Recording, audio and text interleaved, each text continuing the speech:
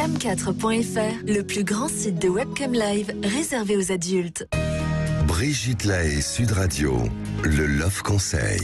Alors Robert Zuili, c'est un love conseil pour les hommes. Messieurs, écoutez bien, parce que vous comprenez pas toujours le langage féminin. Donc je me suis amusée à faire ce petit love conseil.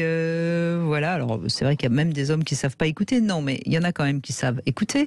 Et donc voilà quelques conseils qui vont vous permettre de mieux décrypter. Alors, petite phrase que dit une femme quand vous êtes en voiture, quand elle dit « tu roules un peu trop vite », ça veut juste dire « j'ai peur ».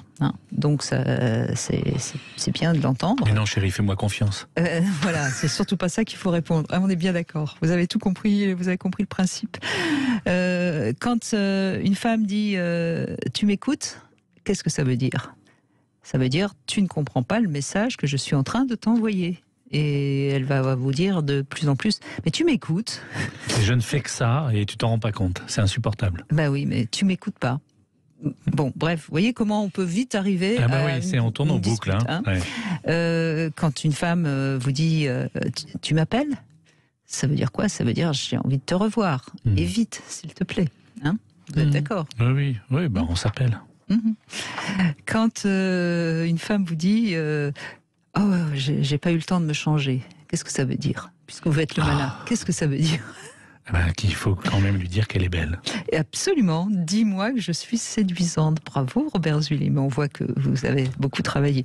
Alors, plus compliqué encore. Non, je suis très hypocrite, c'est tout. De temps en temps, il y a des situations comme ça un peu bêtes. Oui. Si elle a fait l'effort de mettre des talons pour sortir, certes, elle veut vous séduire, mais pensez à ne pas marcher trop vite, ou d'éviter les graviers. Ou d'éviter les graviers, par exemple. Voilà. Si vous êtes en retard, un petit SMS pour la prévenir, ça c'est plus. Non, parce que si je fais le SMS, ça va me mettre encore plus en retard, Brigitte. Oh, écoutez, dans les embouteillages, elle va bien comprendre. Franchement, si à chaque fois qu'on est en retard, on doit faire un message, on n'arrête plus. Si vous pensez à elle, dites-lui, ça va tellement mieux en le disant, c'est bien. Et puis, cessez de la prendre pour votre mère, parce que franchement, qu'est-ce qu'on en a marre. Alors, je vous donne juste un exemple simple que toutes les femmes vont entendre et que tous les hommes vont reconnaître. Chérie, où est-ce que tu as mis ma chemise bleue ? Comme d'habitude, elle est au même endroit que d'habitude. Voilà, bon.